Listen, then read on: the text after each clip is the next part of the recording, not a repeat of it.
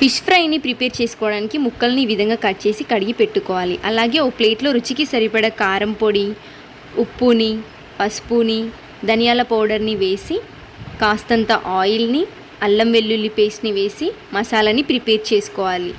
ఇలా మసాలాని ప్రిపేర్ చేసుకున్న తర్వాత మనం ముందుగా కడిగి పెట్టుకున్న చేప ముక్కలకి బాగా అంటనివ్వాలి.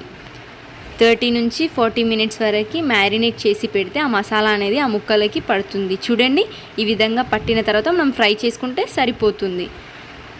ఇలా అయిన తర్వాత స్టవ్ పైన ప్యాన్ పెట్టేసి ఫ్రైకి సరిపడా ఆయిల్ని వేసేసి మనం ముందుగా మ్యారినేట్ చేసి పెట్టుకున్న ఫిష్ ముక్కల్ని ఇలా వేసి బాగా ఫ్రై చేసుకోవాలి. ఒకవైపు తర్వాత మరోవైపు ఇలా తిప్పేసుకొని ఫ్రై చేసుకుంటే బాగా ఉడికిపోతుంది. లో ఫ్లేమ్లోనే ఇలా చేసుకోవాలి.